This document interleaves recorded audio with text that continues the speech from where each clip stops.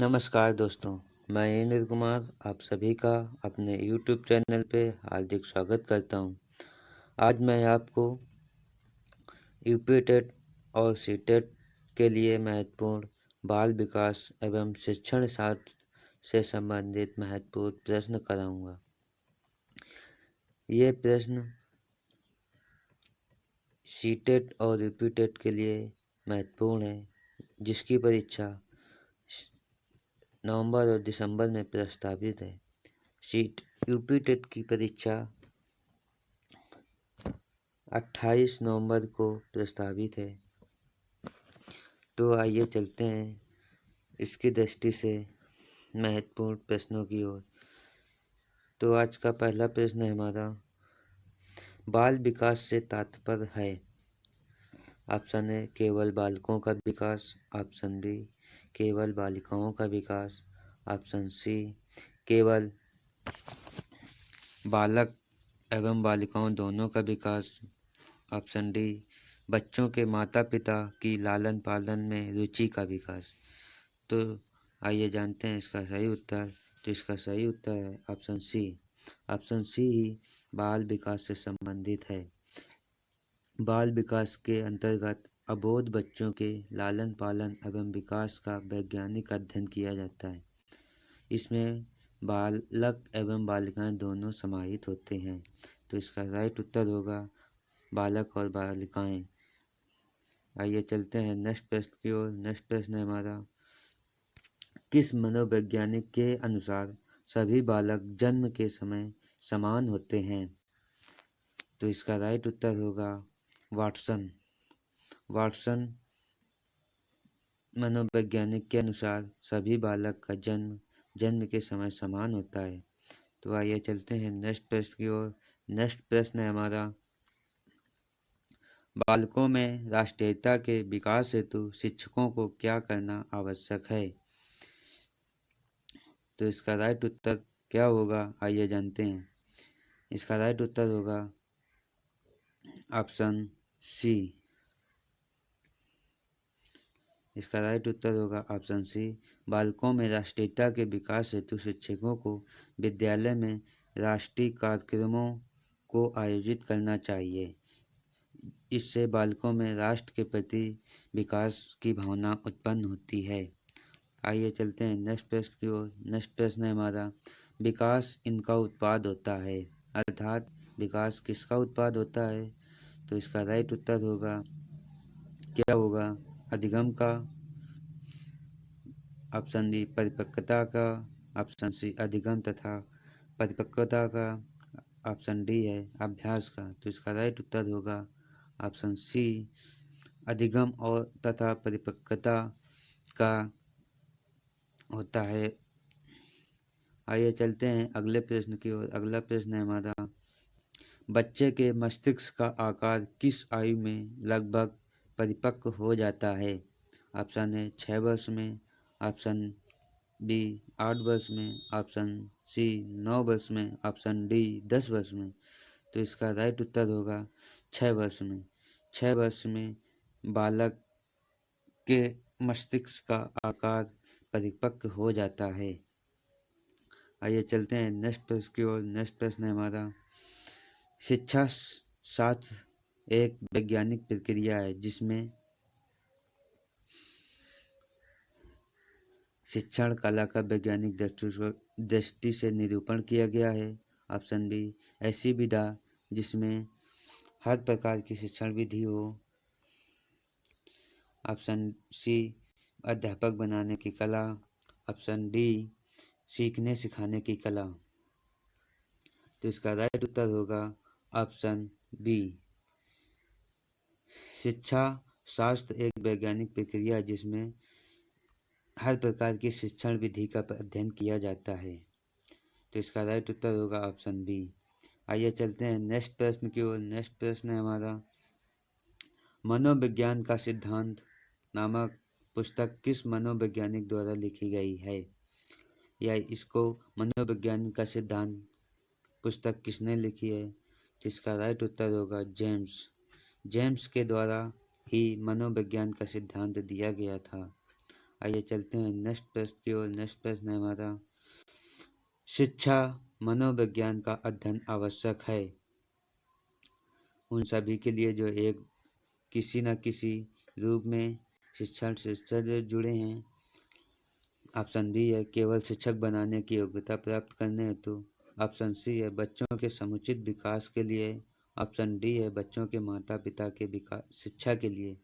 तो इसका राइट उत्तर होगा ऑप्शन ए, शिक्षा मनोविज्ञान का अध्ययन आवश्यक है उन सभी के लिए जो किसी न किसी रूप से शिक्षण और प्रशिक्षण से जुड़े होते हैं। तो आइए चलते हैं अगले प्रश्न की ओर। अगला प्रश्न है हमारा, निम्न में से कौन सी विधि व्यक्तित्व मूल्यांकन की नहीं है। ऑप्शन ए है प्रश्नावली परीक्षण। ऑप्शन बी है ड्राएमैन पर। ऑप्शन सी है सर्वे परीक्षण। ऑप्शन डी है परीक्षण परीक्षण। तो इसमें पूछा गया है निम्न में कौन सी विधि व्यक्तित्व मूल्यांकन की नहीं है। तो इसमें पूछा गया नहीं है, तो सर्वे परीक्षण ही व्यक्तित्व मूल्यांकन की विधि नहीं है। तो इसका राइट उत्तर सी होगा। आइए चलते हैं नेक्स्ट प्रश्न की ओर। नेक्स्ट प्रश्न है हमारा, प्रयोगात्मक मनोविज्ञान का पिता किसे कहते हैं। तो इसका राइट उत्तर होगा क्या होगा, जेम्स को, वुड को, थॉर्नडाइक को, डीबी को। तो इसका राइट उत्तर होगा वुड। वुड को ही प्रयोगात्मक मनोविज्ञान का पिता कहते हैं। आइए चलते हैं नेक्स्ट प्रश्न की ओर। नेक्स्ट प्रश्न है हमारा, बच्चे का सबसे पहला शिक्षक कौन होता है। तो बच्चे का सबसे पहला शिक्षक कौन होता है, उसका पिता, आया, नर्स या माता। तो इसका राइट उत्तर होगा माता। माता ही बच्चे की प्रथम शिक्षक होती है। आइए चलते हैं नेक्स्ट प्रश्न की ओर। अगला प्रश्न है हमारा, बच्चे को चलना सीखने के लिए सबसे पहले कौन सी प्रक्रिया अपनानी पड़ती है। उसे घुटनों के बल दौड़ना सीखना होगा, उसे दीवार के सहारे खड़ा करना होगा, उसको आश्रय देकर खड़ा होने का एहसास प्रदान करके चलना सीखना चाहिए, उसे पहिए वाली गाड़ी के सहारे चलना चाहिए। तो इसका राइट उत्तर क्या होगा। तो इसका राइट उत्तर है ऑप्शन सी। ऑप्शन सी में उसको बताया गया है बच्चे को चलने के लिए उसको आश्रय देकर खड़ा होने का साहस प्रदान करके चलना सीखना चाहिए। इस प्रकार बच्चा चलना सीख लेता है। आइए चलते हैं अगले प्रश्न की ओर। अगला प्रश्न है हमारा, मनोविज्ञान के अंतर्गत किस विचार को प्रथम बल की संज्ञा दी जाती है। ऑप्शन ए है मनोवैज्ञानिक विश्लेषण। ऑप्शन डी है संज्ञानात्मकता। ऑप्शन सी है कार्यवादी। ऑप्शन डी है मानव परंपरा। तो इसका राइट उत्तर होगा ऑप्शन ए, मनोवैज्ञानिक विश्लेषण। मनोविज्ञान के अंतर्गत विचार को प्रथम बल की संज्ञा दी जाती है। आइए चलते हैं नेक्स्ट प्रश्न की ओर। नेक्स्ट प्रश्न है हमारा, बच्चा माँ का दूध पीकर क्या प्राप्त करता है। ऑप्शन ए अपनी क्षुधा शांत करता है, पौष्टिक आहार एवं निरोगता प्राप्त करता है, प्यार प्राप्त करता है, नींद और स्वास्थ्य प्राप्त करता है। तो इसका राइट उत्तर होगा ऑप्शन बी, बच्चा माँ का दूध पीकर पौष्टिक आहार तथा निरोगता प्राप्त करता है, क्योंकि बच्चा माँ के दूध से ही निरोगता को प्राप्त करता है। आइए चलते हैं नेक्स्ट प्रश्न की ओर। नेक्स्ट प्रश्न है हमारा, शारीरिक विकास एवं मानसिक विकास दोनों आश्रित होते हैं, क्योंकि शारीरिक विकास का मानसिक विकास से कोई संबंध नहीं है। वय के अनुसार शारीरिक वृद्धि होती है, पर मानसिक विकास प्रशिक्षण से मिलता है। दोनों अलग अलग प्रक्रियाएं हैं। ऑप्शन डी है, शारीरिक अभिवृद्धि के साथ बच्चे का मानसिक मस्तिष्क भी बढ़ता है, अतः उसमें विकास की संभावनाएं बढ़ती हैं। तो शारीरिक विकास और मानसिक विकास दोनों, शारीरिक अभिवृद्धि के साथ बच्चे का मस्तिष्क भी बढ़ता है, अतः उसमें विकास की संभावनाएं होती हैं, अतः इसका राइट उत्तर ऑप्शन डी होगा। आइए चलते हैं नेक्स्ट प्रश्न की ओर। नेक्स्ट प्रश्न है हमारा, बालक और बालिकाओं के विकास की दर अलग अलग होती है क्योंकि दोनों का शारीरिक एवं मानसिक विकास प्रकृति प्रदत्त संरचना के अनुसार समानुपातिक ढंग से होता है। ऑप्शन बी है, बालिकाएं तेजी से सीखती हैं। ऑप्शन सी है, बालक तेजी से सीखते हैं। ऑप्शन डी, पारिवारिक प्रशिक्षण निर्भर करता है।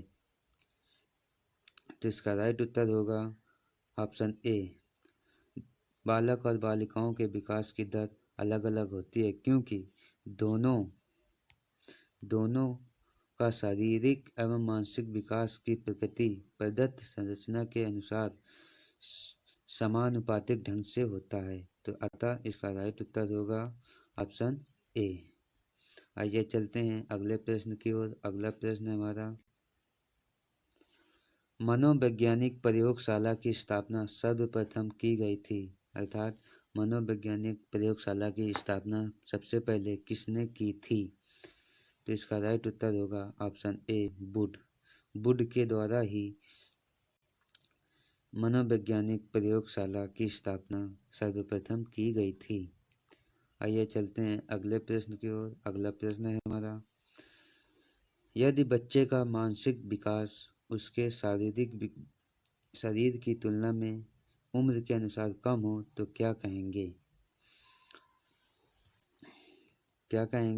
थोड़ी कमी या अधिकता चिंताजनक नहीं होती क्योंकि प्रकृति वैयक्तिक भिन्नता स्वभाववश करती है। ऑप्शन बी है, प्रकृति संतुलन बनाकर दूसरी बातें अधिक मात्रा में देती है। या ऑप्शन सी, बच्चे का पारिवारिक परिवेश बदलने का प्रयास करेंगे। ऑप्शन डी है, बच्चे का मनोवैज्ञानिक परीक्षण कराकर शारीरिक एवं मानसिक विकास की विसंगति दूर करने का प्रयास करेंगे। तो इसमें सबसे ज़्यादा प्रबल ऑप्शन डी है। इसका सही उत्तर ऑप्शन डी होगा। यदि बच्चे का मानसिक विकास उसके शरीर की तुलना में अनुसार कम हो तो बच्चे का मनोवैज्ञानिक परीक्षण कराकर शारीरिक एवं मानसिक विसंगति दूर करने का प्रयास करना चाहिए। आइए चलते हैं नेक्स्ट प्रश्न की ओर। नेक्स्ट प्रश्न है हमारा, भारत में प्रथम मनोवैज्ञानिक प्रयोगशाला कहाँ स्थापित की गई थी? Option A, Mumbai. Option B, Delhi. Option C, Calcutta. Option D, Madras. तो आइए जानते हैं इसका राइट उत्तर क्या होगा। तो इसका राइट उत्तर होगा कलकत्ता। कलकत्ता में ही भारत में प्रथम मनोवैज्ञानिक प्रयोगशाला स्थापित की गई थी। आइए चलते हैं नेक्स्ट प्रश्न की ओर। नेक्स्ट प्रश्न है हमारा, बच्चों की शारीरिक अभिवृद्धि एवं मानसिक विकास के कारण उनके अंदर होने वाले पूर्व परिवर्तनों को क्या होता है?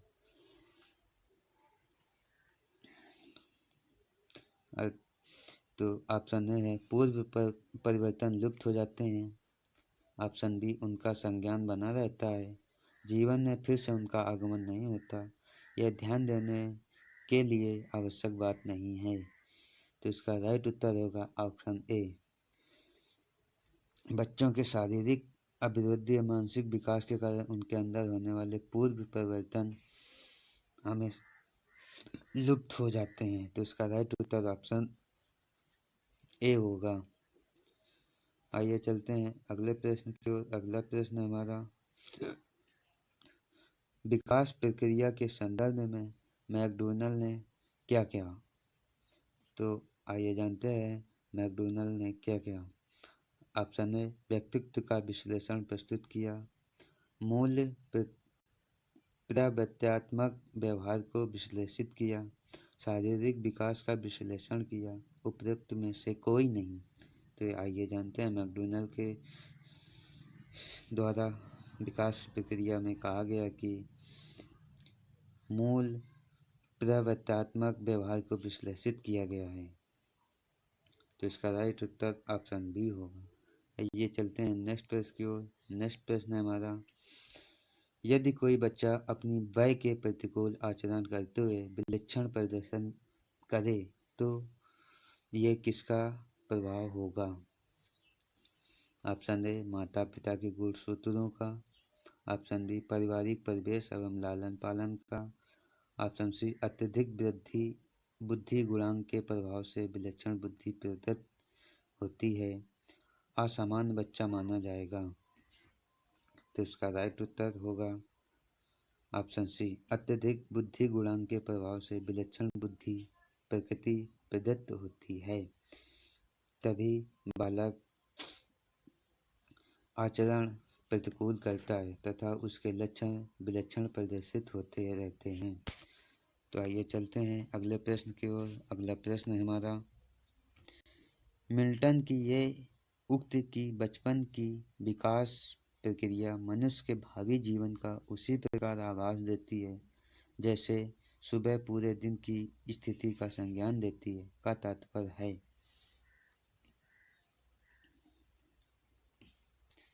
तो इसका राइट उत्तर क्या होगा, आइए जानते हैं।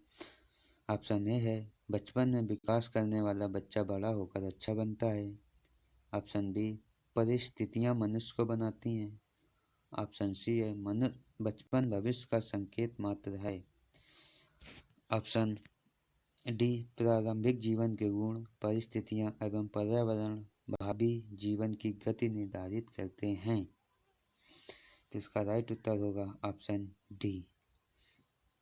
आइए चलते हैं नेक्स्ट प्रश्न की ओर। नेक्स्ट प्रश्न है हमारा, भारत में प्रथम मनोवैज्ञानिक प्रयोगशाला की स्थापना किसने की थी? भारत में प्रथम मनोवैज्ञानिक प्रयोगशाला की स्थापना किसके द्वारा की गई थी? ऑप्शन ए है, एन सेन के द्वारा। Option B, CS. बोस ने की। ऑप्शन बी, एन चटर्जी ने, या बी.एन. बनर्जी ने। तो आइए जानते हैं इसका राइट उत्तर। इसका राइट उत्तर होगा ऑप्शन ए, मनोवैज्ञानिक एन सेन गुप्ता ने भारत में सर्वप्रथम प्रयोगशाला की स्थापना की थी। आइए चलते हैं अगले प्रश्न की ओर। अगला प्रश्न है हमारा, समाजीकरण करने वाली सर्वप्रथम संस्था है। ऑप्शन ए, घर। ऑप्शन बी, मंदिर। ऑप्शन सी, विद्यालय। ऑप्शन डी, मित्र मंडली। अर्थात बच्चे का सामाजिकरण कब और कैसे प्रारंभ होगा, इसके लिए सर्वप्रथम क्या होना चाहिए? तो इसमें सर्वप्रथम परिवार अर्थात घर ही वह संस्था है जो बच्चे को सामाजिकरण करने में सहायक होती है। आइए चलते हैं अगले प्रश्न की ओर। अगला प्रश्न है हमारा, 3 वर्ष या इससे ऊपर की उम्र के बच्चे को सिखाने के लिए कौन सी विधि सर्वाधिक उपयोगी होगी? कौन सी होगी? ऑप्शन ए है, पुस्तकों में बने चित्रों की पहचान करा के। ऑप्शन बी, भौतिक रूप से उस प्रकार की वस्तुओं को दिखाकर मॉडल पद्धति द्वारा बच्चे को उन चीज़ों को प्रदर्शन करके। ऑप्शन डी है, परिवेश में उपलब्ध सामग्री द्वारा खेल खेल में सिखाना। तो आइए जानते हैं इसका राइट उत्तर डी होगा। परिवेश में उपलब्ध सामग्री द्वारा बच्चे को 3 वर्ष में या उससे ऊपर सिखाने की सर्वाधिक महत्वपूर्ण विधि उपयोगी होती है। आइए चलते हैं नेक्स्ट प्रश्न की ओर। नेक्स्ट प्रश्न है हमारा, थॉर्नडाइक ने बुद्धि की प्रकृति के संदर्भ में कौन सा सिद्धांत प्रस्तुत किया? ऑप्शन ए एक शक्ति सिद्धांत, ऑप्शन बी विविध शक्ति सिद्धांत, ऑप्शन सी बहुशक्ति सिद्धांत, ऑप्शन डी द्विशक्ति सिद्धांत। तो थॉर्नडाइक के द्वारा बुद्धि की प्रकृति के संदर्भ में बहुशक्ति सिद्धांत प्रस्तुत किया गया था। आइए चलते हैं नेक्स्ट प्रश्न की ओर। नेक्स्ट प्रश्न है हमारा, शारीरिक, मानसिक, सामाजिक और संवेगात्मक विकास किस अवस्था में पूर्णता पर पहुंचता है? ऑप्शन ए शैशवावस्था में, नंबर ऑप्शन बी है युवावस्था में, ऑप्शन सी है बाल्यावस्था में, ऑप्शन डी किशोरावस्था में। तो आइए जानते हैं इसका राइट उत्तर क्या होगा। तो इसका राइट उत्तर होगा किशोरावस्था में।